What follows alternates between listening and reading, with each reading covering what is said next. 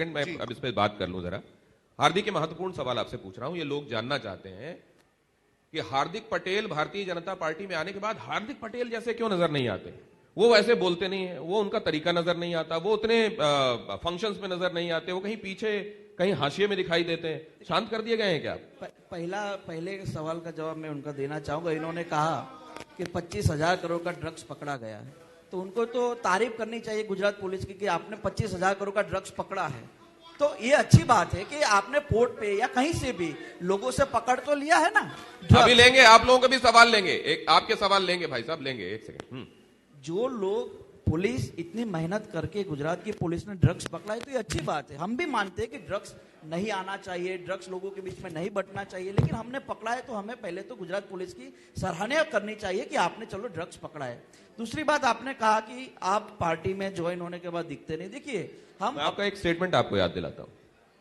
आपने कांग्रेस ज्वाइन करने के बाद ये बात कही थी कि वैसा ही है कि किसी नए नवेले दूल्हे की नसबंदी करा दी जाए, मुझको वैसा महसूस होता है। ये बात कही थी आपने। यहां कैसा लग रहा है? देखिए, यहां पर मैं अपने तरीके से काम कर सकता हूं, अपनी जगह पे काम कर सकता हूं, तो मुझे आनंद है। और स्वाभाविक रूप से आप हमारा ट्विटर और फेसबुक देखेंगे तो हमने जहां जहां पर काम किया, जिस हिसाब से हम काम करते, जो भी काम करते, उसे जनहित में फायदा दिला सकते हैं। जैसे कि अमित भाई और प्रदेश के मुख्यमंत्री भूपेंद्र भाई पटेल ने ये तय किया कि हम सानंद और बावड़ा के 132 गांवों में हम पानी पहुंचाना चाहते हैं कैनल का, जो वहां तक कैनल नहीं पहुंची थी। और उसका विरोध बहुत बार मेगा पाटकर ने और सब लोगों ने किया था। 132 गांवों में वहां के लोगों ने जाके मुख्यमंत्री साहब को विज्ञापन दिया, आवेदन दिया कि सर हमारे इलाके में आप पानी का बंदोबस्त कराइए।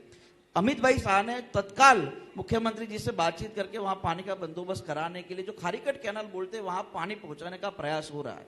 आप बोल रहे हैं कि क्या कर रहे हैं क्या नहीं। हमारा मकसद यही है कि राजनीति का उसूल 3 चीजों पे चलता है। पहला जनहित का काम, दूसरा प्रदेश हित का काम और तीसरा राष्ट्रीय हित का काम। और इस तीनों काम के साथ हम काम करते हैं। अब दुनिया क्या बोलती है, भीड़ में 2 लोग बोलेंगे फलाना ढिकना, उससे हम ध्यान देंगे तो जो सही काम है उससे भटक जाएंगे। और हम अपने काम में व्यस्त रहते हैं। दूर से कौन बोलता है, भीड़ में खड़ा हुआ इंसान वो कभी आता नहीं है सामने सच बोलने के लिए। हम तो बोलते हैं और हमने बोला भी है। और हकीकत ये है कि आज यहाँ जो भी नौजवान बैठा है, दुनिया चाहे कुछ भी बोले, हम लोगों ने आंदोलन किया था मेरे भाई, 10% रिजर्वेशन राज्यसभा और लोकसभा से पारित हुआ है। आज देश का सिर्फ पटेल कम्युनिटी नहीं, लेकिन जनरल कास्ट में आने वाले हजारों लोगों को उसका लाभ मिलता है।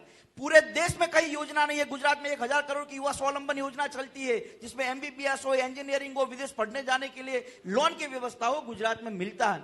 आंदोलन किया, सरकार ने उसका सहयोग किया। और 2 चीजें, जब आप आंदोलन करते हैं तो आप जेल में भी जाते हैं, संघर्ष करना पड़ता है, हमने किया है। और उसके बाद जब हम सत्ता के साथ गए तो फायदा उसका यही होता है कि ज्यादा से ज्यादा लोगों तक हम फायदा वो पहुंचाए। तो कई लोग जो आपके करियर ग्राफ को, आपको जब इस तरीके से बोलते देखते हैं, देखिए 30 साल के अभी नहीं हुए हैं और बोलने का अंदाज देखिए और जो प्रॉमिस है वो देखिए इस पर्सनैलिटी में। लेकिन कई लोग ये कहते हैं कि क्या हार्दिक भाई को ठंडा कर दिया गया है, अब उनका जो पीक था उन्होंने देख लिया है और अब वो ज्यादा नहीं बोलेंगे। उनके करियर ग्राफ में भी अब आप ये देखेंगे जनरली जो बहुत मुखर होकर विरोध करते हैं उनको येन केन प्रकारेण भारतीय जनता पार्टी अपने यहां ले आती है, उसके बाद शांत कर देती है, ठंडा कर देती है। देखिए, भारतीय जनता पार्टी में जितने भी लोग अपनी जन सेवा के हितों के साथ पार्टी ज्वाइन करते हैं, उनको काम करने का मौका मिलता है।